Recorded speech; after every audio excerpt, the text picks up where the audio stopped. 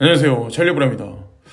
어저께 제가 코인데스크에서 나온 러시아가 친근한 국가들과 스테이블 코인 정착을 도모한다. 뭐 요런 얘기. 이거를 되게 중요시하게 생각하기 때문에 제가 이거를 주제로 해서 좀 특별한 영상을 만든다고 제가 약속을 드렸는데 오늘 이제 오전에 영상이 나가는 거죠. 자, 근데 이 영상의 중요도는 별 5개 중에 별 5개짜리. 그러니까 단순하게 오늘 나온 뉴스, 어저께 나온 뉴스를 딜리버리 하는 차원이 아니라 근간에 나왔었던 정치, 경제적인 이슈를 총망라해서 그 연결고리를 연결하다 보면 어느 정도 윤곽이 보이거든요.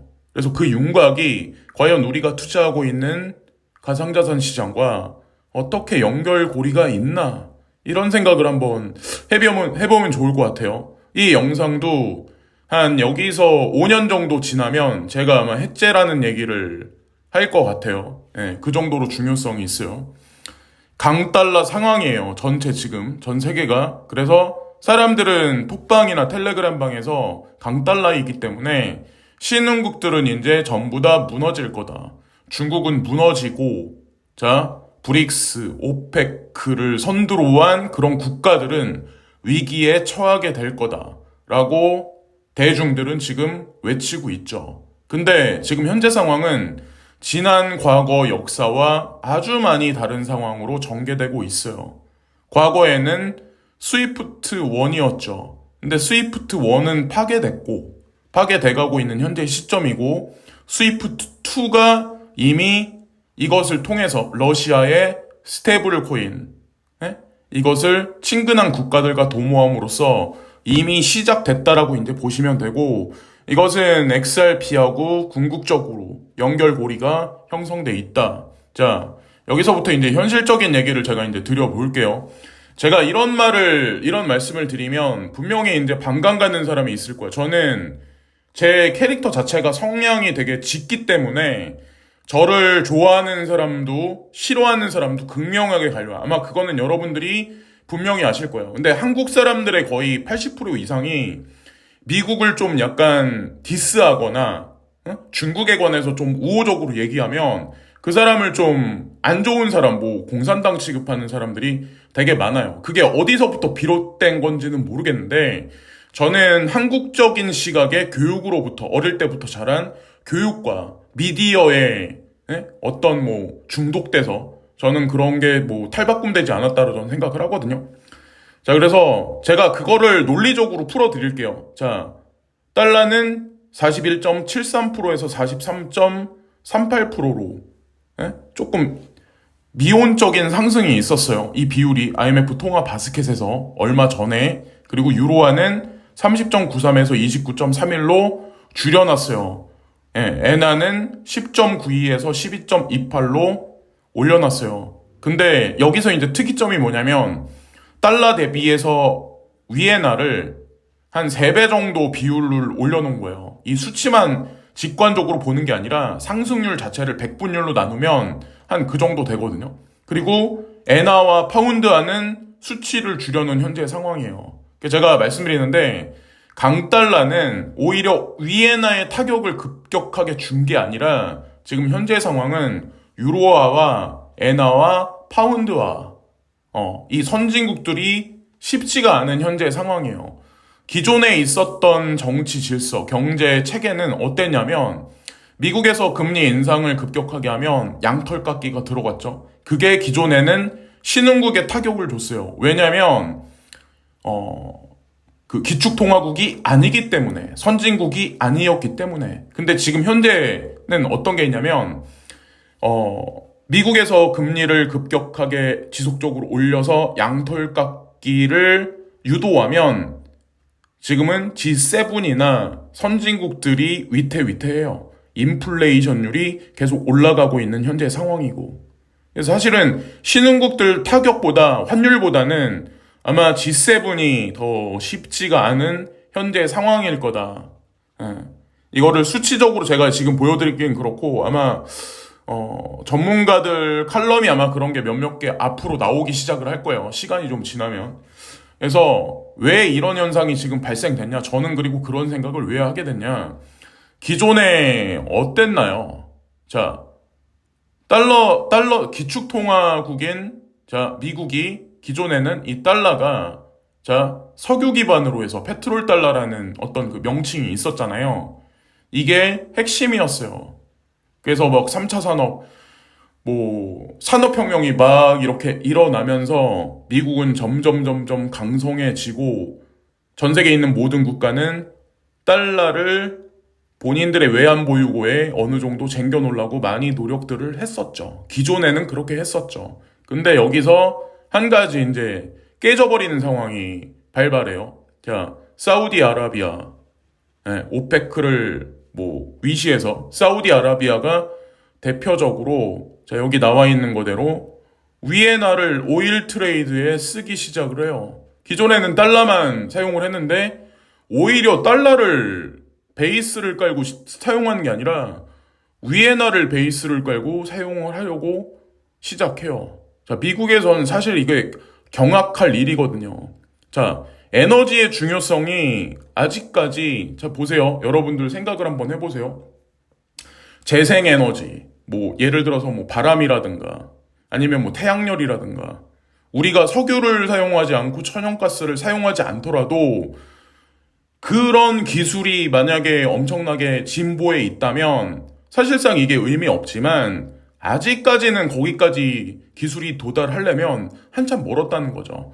이런 상황에서 달러를 사용 안 한다. 자, 달러의 어떤 그 사용 비율을 낮춘다? 그럼 어떤 상황이 발생되냐?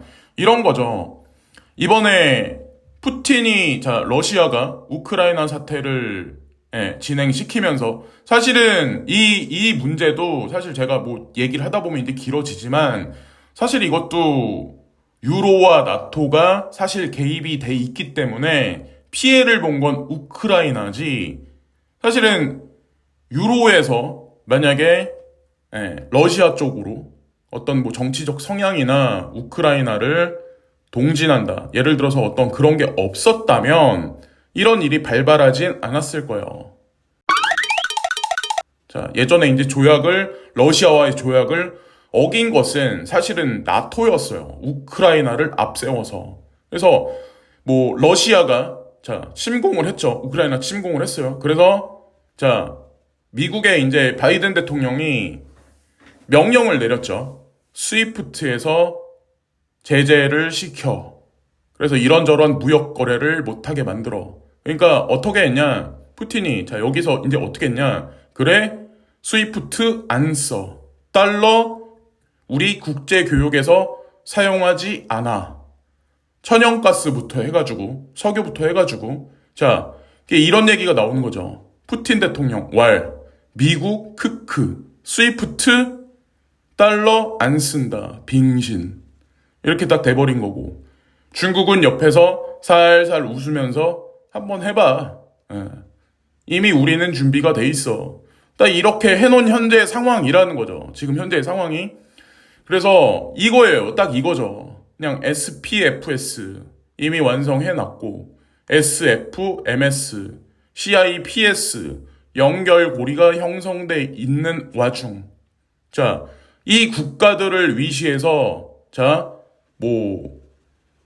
군사훈련이라든가 아니면 경제에 관해서 같이 체인 벨트를 엮어서 움직인다던가 페이먼트에 관해서 이게 같이 움직인다던가 하여튼 이렇게 지금 현재 미국의 달러의 헤게모니가 점점 어떤 그 범위가 점점 줄어들고 있는 현재 시점. 자, 여기서 그래서 오늘 또 갖고 왔는데 딱 이거예요.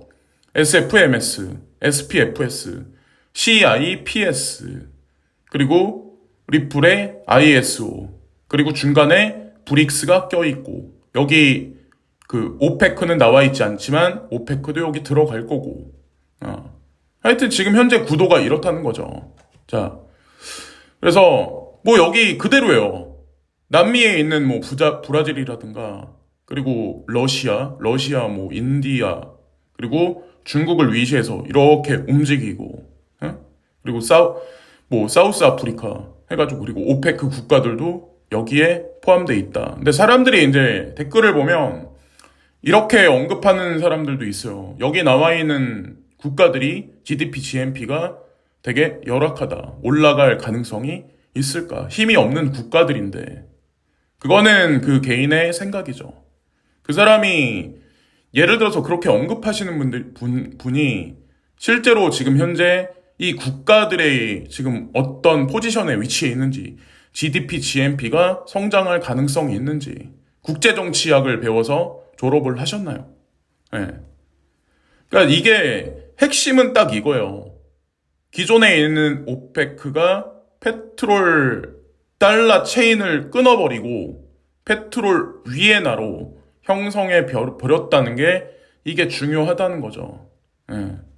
이게 사실 새 질서가 이제 생긴 거고, 그리고 또한 이제 중요한 문제가 또 하나 뭐냐면, 미국은 쿼드를 외치면서, 쿼드가 대만을 보호해 줄 거야 라는 얘기를 강하게 했었죠. 얼마 전에도 강하게 했었죠. 거기에 인도도 포함되어 있어요. 근데 이게 어떤 일이 있었냐. 자, 여기 보시면 연해주 찾은 푸틴, 러시아, 중국, 인도 공동 군사훈련 참관. 그러면 인도는 지금 어떤 입장이냐? 인도는 어디 편이에요? 인도는 쿼드에 가입해 있음에도 불구하고 미국의 편이 아니라는 거죠. 그러니까 딱 이런 거야. 조카 딱 이러는 거죠. 미국에다 대고.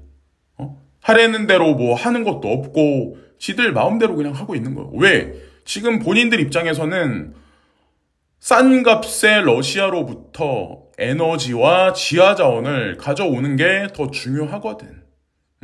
본인 살찌우기 위해서 GDP, GNP를 끌어올리기 위해선 싼 값의 공급을 받아야 되거든. 지금 현재 상황에서.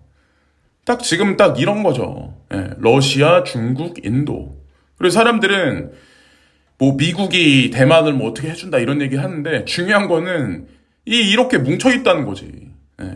거기다가 인도가 빠져 있고 러시아하고 중국이 뭉쳐 있으면 이거는 군사적으로 과연 어떤 힘을 발휘할지 그것에 관해서 생각을 객관적으로 안 해본다는 거죠. 사람들이 그냥 눈앞에 보이는 어떤 그런 뉴스만 보고 모든 것을 그냥 다 판단해버리는데 이게 이렇게 뭉쳐져가지고 여기서부터 이제 문제가 발생되는 거예요. 미국의 말이 듣나? 하여튼 그래요. 저희 이제 제가 바라보는 뷰를 보고 아마 오늘 영상에서도 사람들 의견이 아마 분분할 거예요. 근데 제가 분명히 말하지만 제가 어떤 이쪽에 관해서 제가 전문적으로 공부한 사람은 아니에요. 근데 제가 늘상 말씀드리지만 저는 좀 생각하는 관점이 좀 예전서부터 어릴 때부터 지금까지 조금 달랐어요. 지금까지. 그래서 제가 중국 얘기나 이런 얘기를 자꾸 하다 보면 아마 불편하신 분들이 되게 많을 거고 더더욱이나 이게 에너지 문제와 식량 자원 문제가 이게 해결이 안 된 상황에서 시간이 2023년, 4년, 5년, 6년 이렇게 한 해 한 해 가다 보면 전력 배급제라는 얘기가 나오기 시작할 가능성도 있거든요. 사실은.